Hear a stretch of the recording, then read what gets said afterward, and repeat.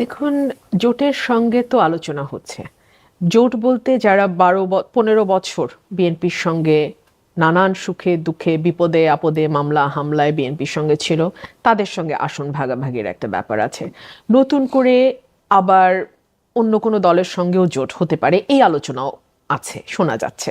So যেই 63টা আসনে এখনো মনোনয়ন ডিক্লেয়ার করা হয়নি, সেখানে ম্যাক্সিমামই জোটের আলোচনা বা জোটের চাওয়া আসনগুলো আর কি। মানে আলোচনা তো ঠিক না, জোট তো কিছু আসন চেয়েছে যেগুলো বিএনপি কনসিডার করবে, বা যেটা ভাই বললেন যে উইনিং ক্যান্ডিডেটকে সেটা দেখবে বিএনপি।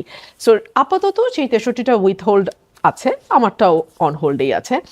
আর যেটা আপনি বলছেন যে মনোনয়ন না পেয়ে যেই প্রতিবাদটা, এখন দেখুন, এখানে আপনি এটাকে নানানভাবেই দেখতে পারেন। এক হচ্ছে যে এত বড় একটা দল প্রতিটি আসনে, মানে কি বলবো, 10 জন পর্যন্ত মনোনয়ন প্রত্যাশী আছে, এরকমও আছে 3-4 জন তো অন অ্যান অ্যাভারেজ, কিন্তু 10-12 জন প্রত্যাশী এমনও আছে। সো সেখান থেকে একজনকে বাছাই করা is really very tough, really very tough. So তারপরেও তো এই বাছাইটা করতে হয়, সে কারণেই কিন্তু মনোনয়ন দেওয়ার আগে ভারপ্রাপ্ত চেয়ারম্যান বারবার আমাদের সঙ্গে বসেছেন, আমাদেরকে জানিয়েছেন, আমাদেরকে বলেছেন যে সকলকে তো মনোনয়ন দেওয়া যায় না। 300-র মধ্যে আমি কতজনকে, 300 জনকে দিতে পারবো, এর বেশি তো আমি দিতে পারবো না, কিন্তু দলে অন্য কোনোভাবে তাকে প্রোভাইড করা হবে, এগুলো বলা হয়েছে।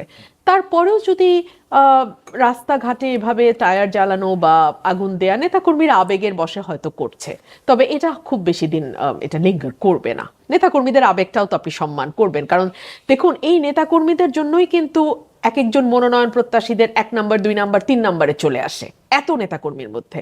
নেতাকর্মীর ভালোবাসা, নেতাকর্মীদের ত্যাগ, নেতাকর্মীদের শ্রম, নেতাকর্মীদের ঘামেই কিন্তু আমরা এত দূর আসি যে আমরা মনোনয়নটা প্রত্যাশা করতে পারি। সো তাদের তো নিশ্চয়ই মনটা খারাপ হবে। এটা না আজকে মাত্র মনোনয়ন তো না, প্রাথমিক তালিকা বলছেন আমাদের সম্মানিত, সম্ভাব্য তালিকা, প্রাথমিক তালিকা। তো প্রাথমিক তালিকা আবার সেক্রেটারি জেনারেল এটাও বলছেন যেটা মানে অ্যাডও হতে পারে, আবার এখান থেকে চেঞ্জও হতে পারে, আবার নতুন কেউ যুক্তও হতে পারে। আর 63টা আসন তো এখনো ডিক্লেয়ারই হয় নাই। সো এত দ্রুত আসলে কে স্বতন্ত্র দাঁড়াবেন বা কাদের দাঁড়ানোর সম্ভাবনা আছে এটা বলাও কিন্তু খুব ডিফিকাল্ট। আর এর মধ্যে আমি দেখলাম যে নারী প্রার্থী যদি 5% বিএনপি রাজি হয়, যেহেতু শাহেদ আলম ভাই কয়েকজন নারী প্রার্থীর নাম বললেন, 9 জন 5%, 5% যদি 10 জন, তাহলে এখনো 5 জন কিন্তু বাকি আছে। সো এটাও মাথায় রাখতে হবে। সুতরাং এত দ্রুত আমার মনে হয় স্বতন্ত্র নিয়ে বলার